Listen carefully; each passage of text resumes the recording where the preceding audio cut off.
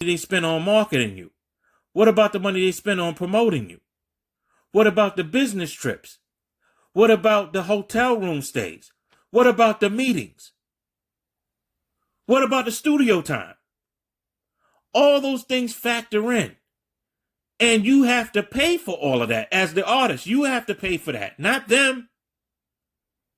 You have to pay for that. Now, once they've made that money back, then they give you your royalties. But until that time comes, no.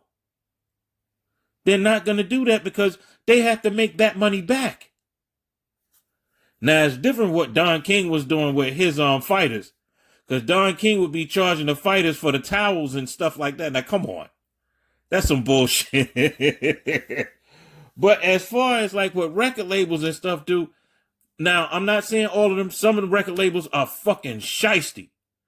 But most of them are doing fair business. We'll put it that way. Not great business now. And not even good business. But they're doing fair business. Yes, you hear horror stories. Yes. No doubt about it. Like what happened with New Edition. That was a horror story. When Michael Bivins said that he got a check for $1.39, that's a horror story. That is a horror story. And that also means somebody done ran off with the money. That was fucked up. And to be honest with you, Maurice Starr should have stepped in and said, look, I'm not going to let you mistreat my boys like that. You're not going to mistreat them like that. So that means that the only money that New Edition was getting was for shows. They were only getting money for shows. They weren't getting any money for performance or anything. Now, we know they're not going to get writers and publishing. We know that part. But they should have been getting performance fees. They weren't getting that. They didn't get none of that. They didn't get no royalties from record sales, nothing. Somebody ran off with that money. And that is fucked up. And it's basically the same thing that's going on now with what Wack is going through. Wack is trying to help these young kids get in the game and make money. But once you get somebody, hot, pause, what happens is then, oh, I don't need him. What I need him for? They just don't get it, man. They just don't get it. And they're thinking that $250,000, that $500,000 is a whole lot of money. Now, it's a considerable amount of money for me. Considerable. But it's not a whole lot. Even a ticket. If I got a ticket, that's not a whole lot of money.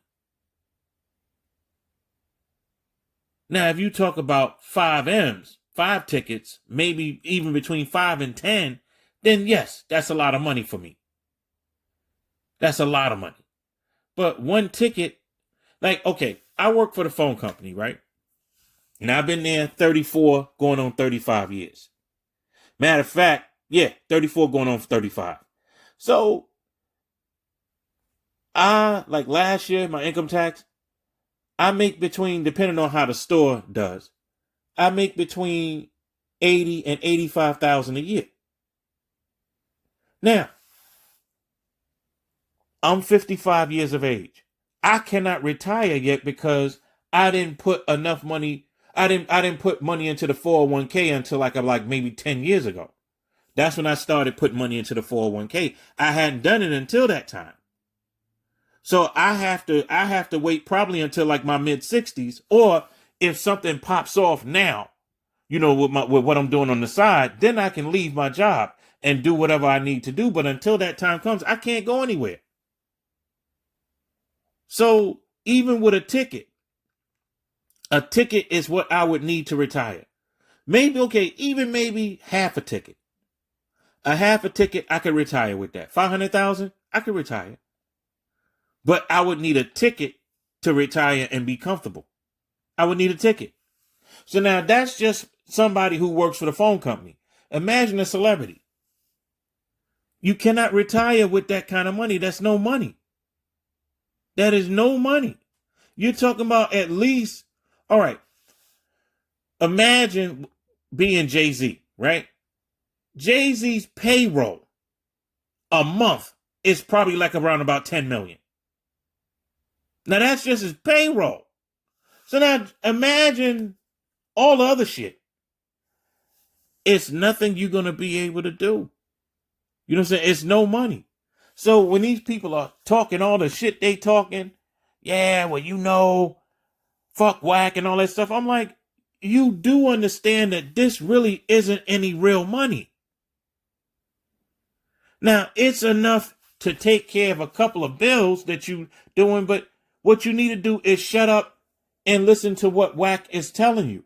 If you shut up and listen, you can get to the place where you can make the money where you can just look at everybody and go, fuck y'all. I'm chilling. You can make that money ultimately, but you're not going to be able to make that money, you know, and then you're doing streams and shit like that. And the streams is making decent money, but now what about your shows? It's making decent money. Like say if you buy $100,000 house or a $200,000 house, okay, you'll be okay. You'll be just fine. But if you plan on buying anything that's of any value, like say, for example, I'd say any house over 500,000, any house, you're going to need some real money. And $250,000 is no real money. 500,000 isn't any real money if you have to buy a $500,000 house. It's just no real money. And people have to understand, look, Wack has been in this game, right? He's been in this game since the late 90s. He's been in this game. Solid. Listen to what the man's telling you. Because if you don't listen, then yeah, you might get a couple of $100,000, but that ain't nothing. And that disappears immediately. Because it's no money. Listen to him so that you can make some real money. And then if something like that happens, you know what I'm saying? You can just be like, okay, cool. All right, we out.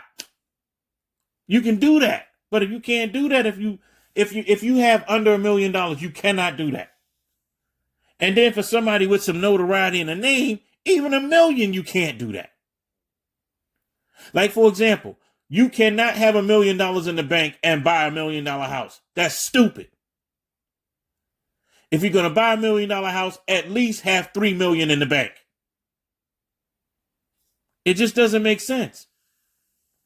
So back to the original point of this video, right? Back to the original point. Carl Crawford, salute to you. You know what I'm saying? I know that it hurts to see somebody ungrateful.